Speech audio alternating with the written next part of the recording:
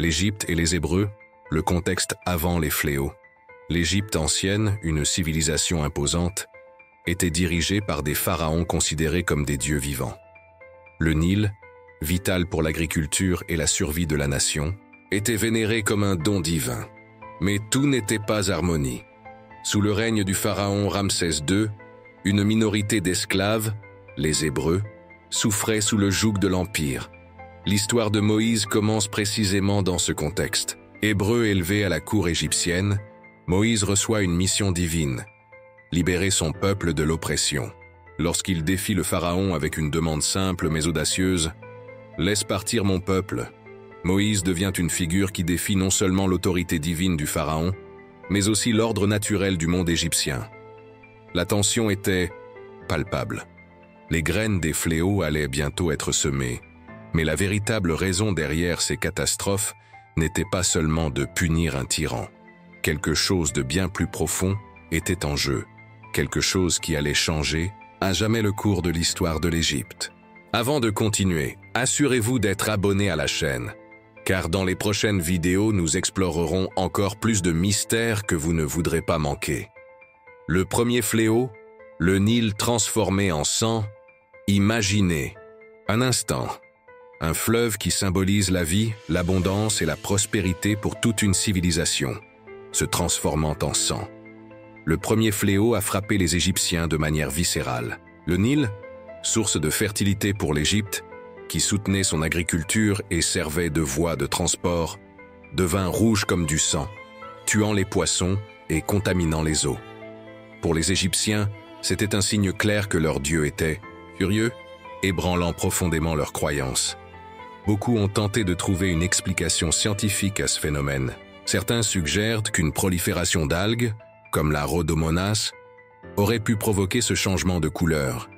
Mais cela n'explique ni l'ampleur ni la rapidité de cette transformation. Pour les Hébreux cependant, le message était clair. Le Dieu de Moïse défiait directement le plus grand dieu égyptien, Hapi, le dieu du Nil. Mais cette transformation était-elle un simple phénomène naturel ou un avertissement divin déguisé en désastre? Puis le deuxième fléau, l'invasion des grenouilles. Le deuxième fléau fut une autre attaque directe contre l'ordre naturel de l'Égypte. Les grenouilles, autrefois associées à la déesse Eket, la divinité de la fertilité et de la renaissance, envahirent les terres égyptiennes de manière terrifiante. Elles étaient partout, dans les maisons, les temples, les rues, et même dans les plats et les lits des Égyptiens. Ce qui était autrefois un symbole de vie et de prospérité devint un cauchemar étouffant.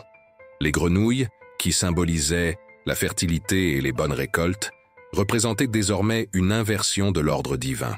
Pour les Égyptiens, les fléaux étaient un reflet direct de la volonté des dieux. Mais que représentaient réellement ces grenouilles? Pouvaient-elles être une métaphore pour une invasion perçue comme une menace pour l'équilibre de leur empire? En réalité, ces créatures pourraient avoir été un signe que les eaux du Nil étaient hors de contrôle, impactant directement l'agriculture égyptienne. Le troisième fléau, les poux, le cauchemar invisible, lorsque le troisième fléau frappa, il n'apporta aucune visibilité. Au lieu d'une invasion de grandes créatures comme les grenouilles ou les mouches, les Égyptiens se retrouvèrent face à un ennemi invisible, les poux. Minuscules mais dévastateurs, les poux attaquèrent les corps des hommes et des animaux.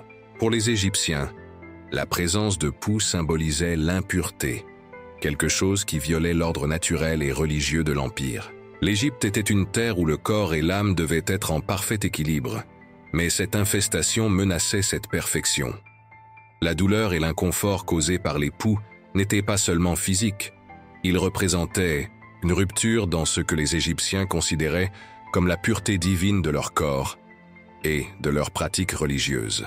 Comment une simple infestation pouvait-elle ébranler un empire qui se glorifiait de son ordre divin?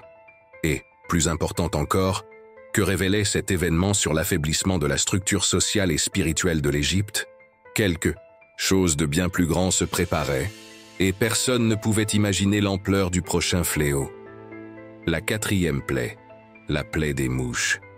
La quatrième plaie n'était pas simplement une gêne supplémentaire, c'était un véritable cauchemar collectif, des mouches. d'innombrables mouches envahirent l'Égypte, si nombreuses qu'elles rendirent l'air irrespirable. Elles étaient partout, dans les maisons, sur les personnes, dans la nourriture. Pour les Égyptiens, les mouches symbolisaient le chaos et le désordre, deux éléments qui violaient directement l'ordre cosmique qui régissait leur empire. Cependant, cette plaie était encore plus significative car, dans les croyances égyptiennes, les mouches étaient considérées comme une manifestation de Seth, le dieu du chaos et de la destruction. Et si cette invasion de mouches était en réalité un signe que Seth lui-même se rebellait contre l'ordre divin des pharaons, plus qu'un simple désastre naturel, la plaie des mouches pourrait être interprétée comme une crise spirituelle. Mais comment cela s'inscrivait-il dans le grand plan de Moïse? Y avait-il un message encore plus profond derrière tout cela? Et la grande question demeure, pourquoi l'Égypte, si puissante et imposante, n'a-t-elle pas réussi à empêcher le chaos de s'installer? Oui, et toi, connaissais-tu ces événements? Dis-le-nous dans les commentaires si tu en avais entendu parler. Discutons-en. La 5e plaie, la mort des animaux égyptiens. L'Égypte, une nation. Profondément dépendante de son agriculture et de son bétail, vit son économie et son mode de vie s'effondrer sous le poids de la 5e plaie, la mort des animaux. Le bétail, essentiel à l'Égypte pour le transport, la production alimentaire et même les sacrifices religieux, fut décimé par une maladie qui toucha vaches, moutons et chameaux. Pour les Égyptiens, les animaux n'étaient pas seulement des ressources. Ils représentaient la prospérité et les bénédictions des dieux. La perte de cette ressource vitale fut bien plus qu'une catastrophe économique. Ce fut une attaque directe contre les fondations mêmes de la civilisation égyptienne. Mais qu'est-ce qui causa cette hécatombe? Certains suggèrent qu'il pourrait s'agir d'une épidémie de maladies contagieuses, comme la peste bovine. Cependant, pour les Hébreux, cette plaie n'était pas qu'une question de destruction physique, elle portait un message clair contre la foi des Égyptiens, en leur dieu, notamment Apis, le taureau sacré, symbole de force et de virilité. Comment cet événement allait-il à jamais changer la perception que l'Égypte avait de son propre pouvoir? La 6e plaie, les plaies et ulcères généralisés. La 6e plaie fut l'une des plus terrifiantes, non seulement à cause des souffrances physiques qu'elle infligea, mais aussi à cause du profond symbolisme qu'elle véhiculait. Des plaies et ulcères ouverts apparurent soudainement sur les corps des Égyptiens, de manière généralisée. Cette plaie ne fit aucune distinction entre riches et pauvres, prêtres et paysans. Elle toucha tout le monde sans exception. Lassés, souffrance était visible, et les Égyptiens, fiers de leur supériorité et de leur rituel de purification, faisaient maintenant face à une condition d'impureté insupportable. Dans un pays où le corps physique était perçu comme le reflet de l'équilibre spirituel, ces plaies représentaient l'effondrement non seulement de la santé, mais aussi de l'ordre divin qui soutenait la vie en Égypte. Certains chercheurs suggèrent qu'il pourrait s'agir d'une épidémie de dermatite, peut-être liée à une infection bactérienne provoquant des ulcères. Cependant, comme pour les autres plaies, cette explication scientifique ne semble pas capturer le poids spirituel de l'événement. Au contraire, cela semblait défier la pureté des prêtres, les gardiens de l'ordre divin. Quelque chose de plus profond était en train de se produire, une guerre invisible entre le pouvoir de Moïse et la structure d'un empire en train de s'effondrer. La 7e plaie, une pluie de grêle et de feu. La 7e plaie a apporté l'un des phénomènes les plus dévastateurs et mystérieux, une tempête de grêle mélangée à du feu, qui détruisit les récoltes et blessa les Égyptiens.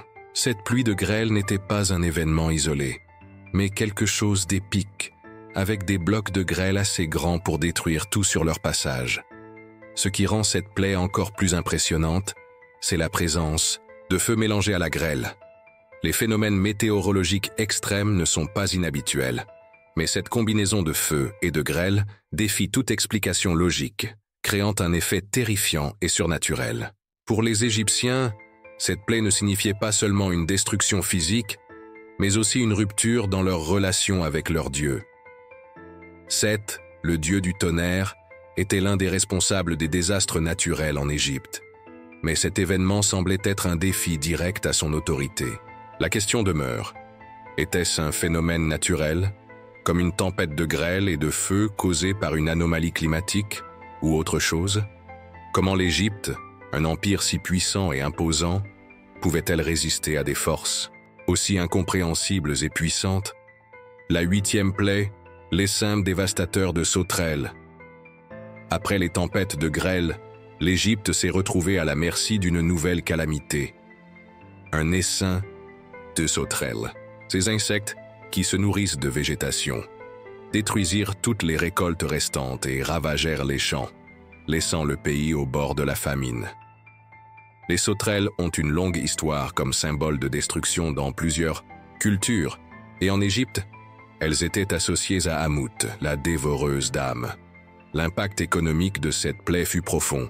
En plus de détruire les récoltes, les sauterelles anéantirent les réserves alimentaires et même la faune locale, créant une crise qui pouvait durer des générations. Mais cette plaie avait également un symbolisme spirituel. Les Égyptiens croyaient que la terre était maintenue par l'ordre des dieux, mais les sauterelles démontrèrent l'effondrement de cet ordre.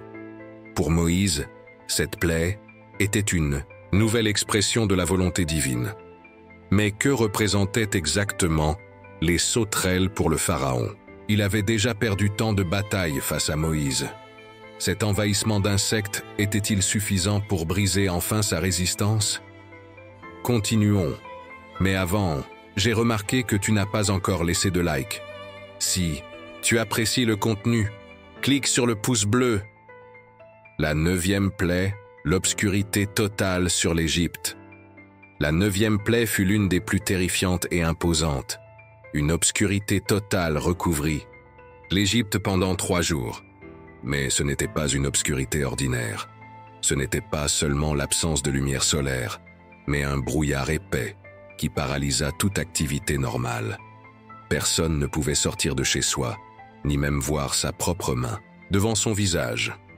Pour les Égyptiens, la lumière était la manifestation de Ré, le dieu du soleil, le plus grand de tous les dieux.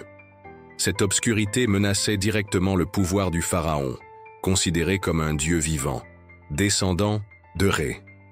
L'idée d'une Égypte sans lumière, sans la présence de Ré, remettait en question la légitimité même du pharaon.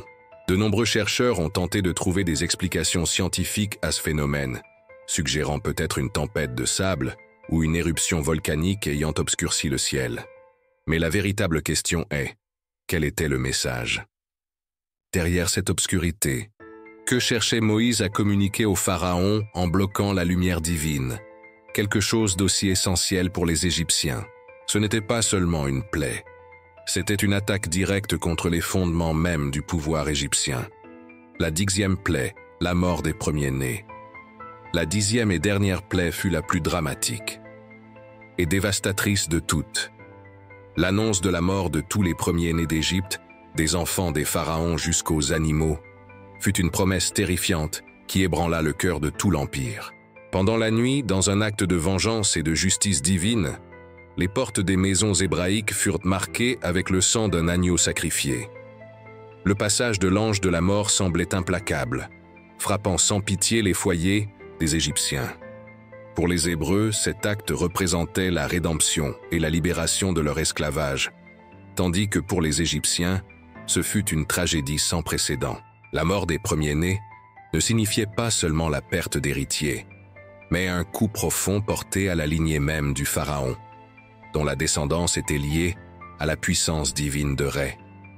Cet événement soulève également une question théologique fondamentale.